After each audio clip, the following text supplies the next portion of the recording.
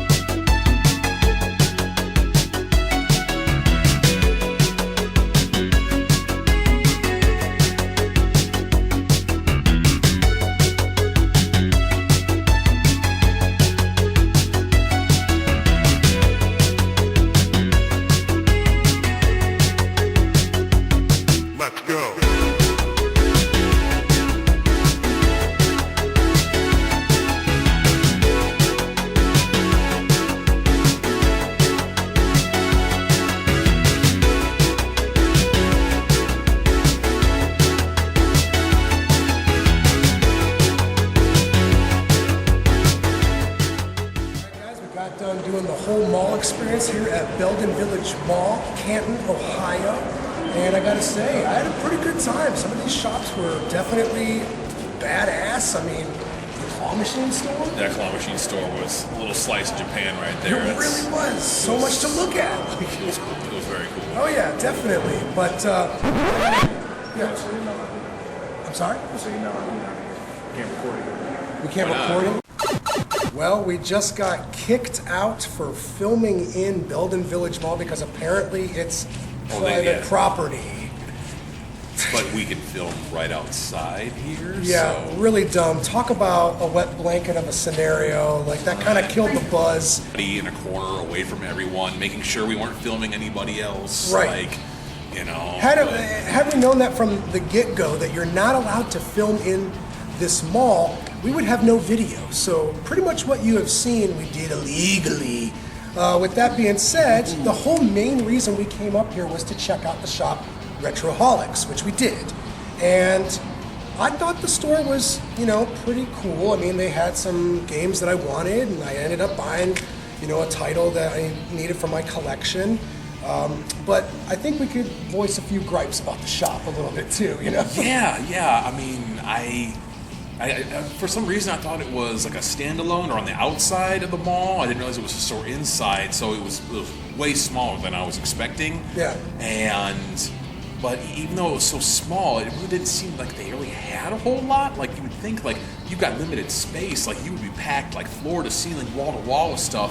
I mean, they wasted a whole shelf space by the door with just empty boxes that were for display only.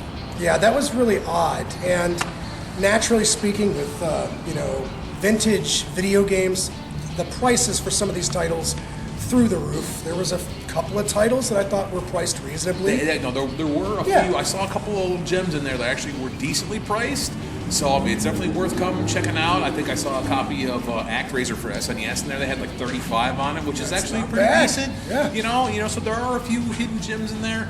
And the only other big complaint I had on is all the actual video games that you would probably go in there. I mean, their logo is literally an N64. Like, why not have all those video games against the back wall where you can see everything? Are you hiding the good stuff away? Like, the back corner was just a couple of binders of Yu-Gi-Oh cards and Pokemon cards that nobody wants, and a few Pokemon plushies. So for me, I'd say the experience of the store out of 10 stars, Retroaholics. You guys gotta bring those retro titles up to the forefront. For now, I'm gonna be giving you guys a flat 7. Right. If I got to rate it out of 10, I'm sitting at a flat 6, honestly. Oh, wow. Like, you know, it just, yeah, it was tough and that, and I don't know, when you're selling retro stuff like that, like, I want to be able to go someplace you can go, like, especially if you're paying with cash, you can haggle a little bit, and I really like that, and unfortunately, the young lady that was working the counter, she's just an employee.